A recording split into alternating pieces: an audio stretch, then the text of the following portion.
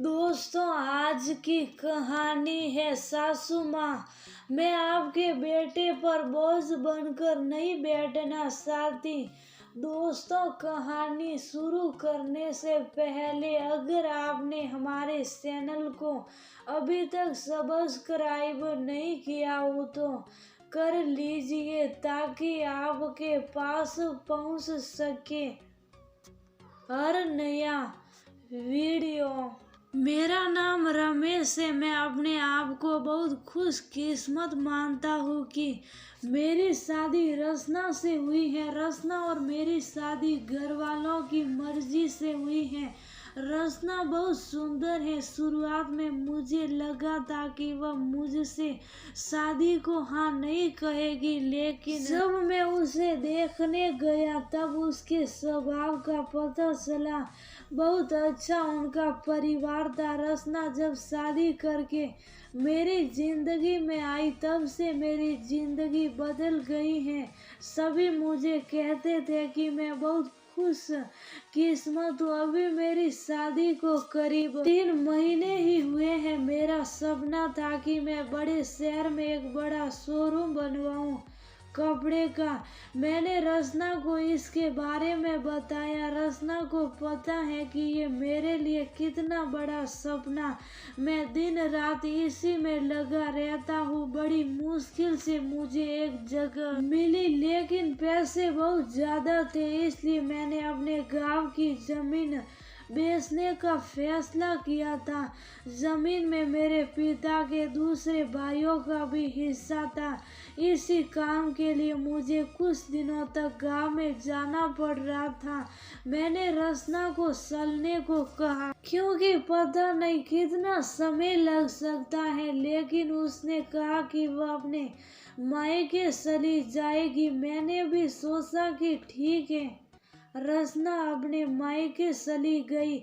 मैं अपने गांव चला गया। रचना से फोन पर बात किया करता था। जमीन के कागज और सारी बातों में समय लग रहा था। इस दौरान मेरी पत्नी से मेरी बात होती रहती थी। मैंने एक शाम उसे फोन किया तो वह कुछ बदली थी, ज्यादा बोल नहीं रही थी। मैंने पूछा क्या हुआ, तुम ठीक हो? वह बोली कि मुझे आपको कुछ बात बतानी है। मैंने कहा कि बताओ, क्या बोलना चाहती हो?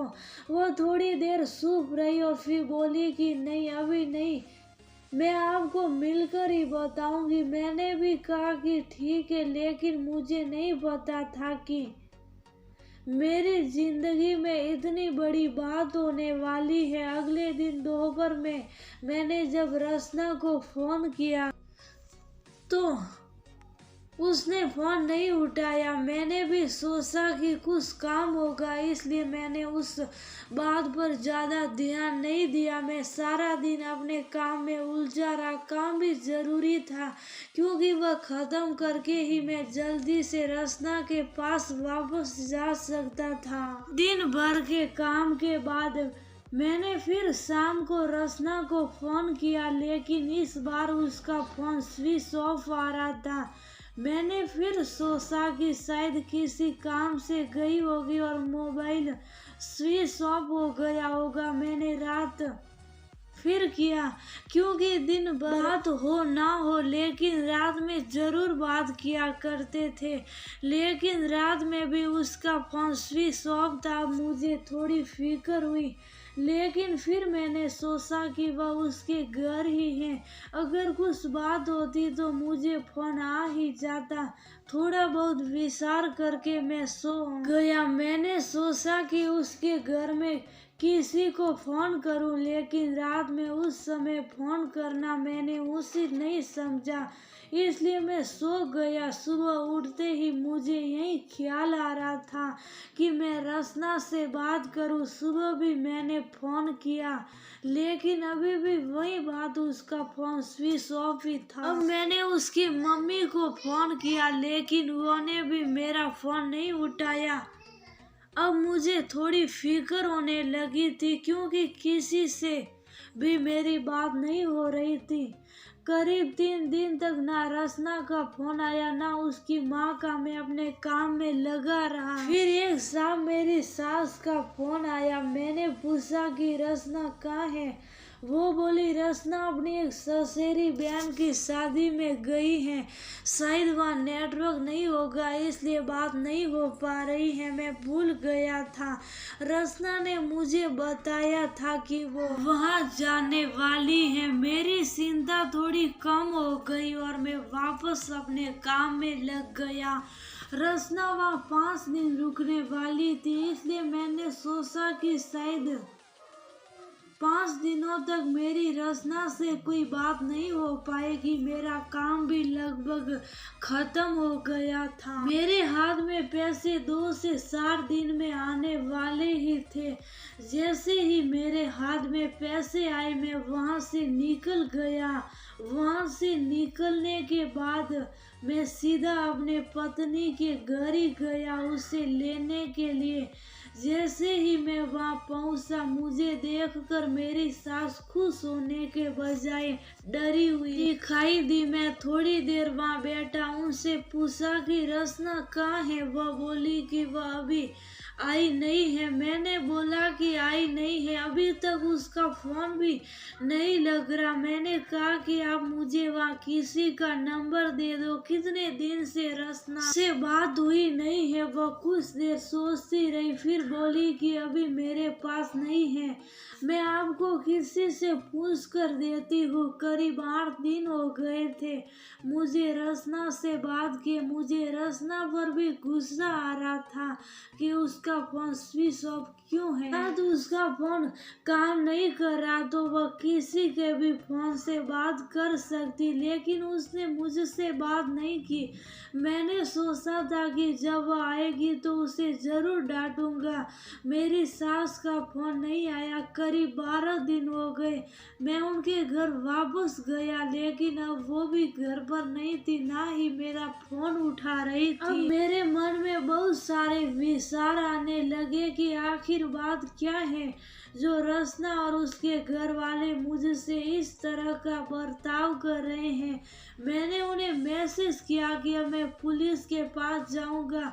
मेरी इस धमकी से शायद वह डर गई और उनका फोन आया। बोली कि बेटा मैं तुम्हें कुछ बताना चाहती हूँ, तुम घर आ जाओ। मेरी चिंता बढ़ती जा रही थी। ऐसी क्या बात है जो ये सब मुझसे छिपा रहे हैं। मेरी पत्नी ने मुझसे 20 दिनों से बात नहीं की थी। मैं अगले दिन उनके घर गया। मेरी सास का मुंह उतरा हुआ था। मैं बहुत गुस्से में था। मैंने जाते ही उन्हें जोर से चिल्लाते हुए पूछा कि कहाँ है रसना। मेरी सास मुझसे बोली कि बेटा मैं जो तुम्हें बताने वाली हूँ उस पर तुम्हें विश्वास नहीं होगा, लेकिन यही ही सही है। वह बोली कि रसना किसी के साथ भाग गई है। मुझे मेरे कानों पर विश्वास नहीं हुआ कि मैंने क्या सुना। मैंने बोला आप कुछ भी बोलोगे और मैं मान जाऊंगा। वह बोली बेटा यही सच है, तुम्हारी शादी के पहले उसका एक प्रेम प्रसंग था। जब वो वहाँ गाँव में अपनी बहन की शादी में गई तो उससे वह वहाँ मिल गया और वह मौका देखकर वहाँ से भाग गई।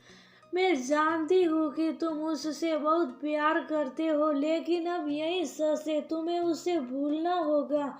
हम लोग पुलिस के पास नहीं गए, नहीं तो बदनामी होगी, इसलिए हम इस बात को तुमसे छिपा रहे थे। रसना मेरे साथ 3 महीने तक रही थी। जितना मैं उसे जानता था वो ऐसा नहीं कर सकती थी, लेकिन उसकी माँ ये कह रही थी तो मैं कैसे ना मानता। मेरा मन अभी भी मानने को तैयार नहीं था। मेरी सास मेरे आगे रो रही थी, माफी मांग रही थी। इतनी बड़ी बात मेरे घर वालों को पता चली तो उन्हें भी विश्वास नहीं हुआ। रसना स्वभाव से बिल्कुल ऐसी नहीं लग रही थी। रसना की माँ को देखकर मैं और मेरे घर वाले चुप रह गए। हमने कुछ बड़ा कदम नहीं उठाया, मैं अपने साथ हुए इस धोखे को बर्दाश्त नहीं कर पाया। मैंने रसना को बहुत प्यार किया और मुझे कुछ भी हासिल नहीं हुआ। रसना नाम से मुझे नफरत हो गई। मेरी जिंदगी पर इसका बहुत असर हुआ। मैं जो शोरूम की शुरुआत करने वाला, उसके लिए मेरे पास अब सब कुछ आ गया था, लेकिन फिर भी मुझे अब कुछ करने का मन नहीं हो रहा था।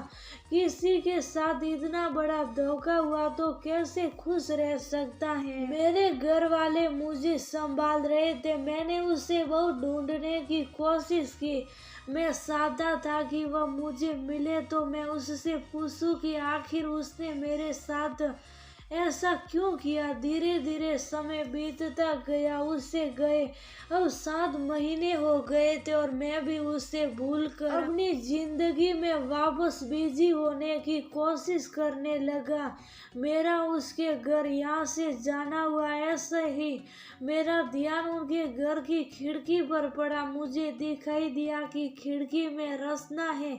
एक झलक सी मुझे दिखी। मैंने उसी समय उनके घर का दरवाजा बजाया। मेरी सास ने दरवाजा खोला और वह मुझे देखकर ही डर गई।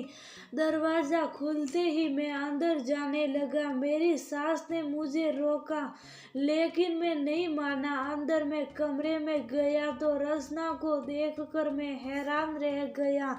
रसना वही चेयर पर बैठी थी। रसना ने मुझे देखा और उसकी आंखों से आंसू आ गए। मैंने पूछा, ये क्या हुआ? रसना बस रो रही थी।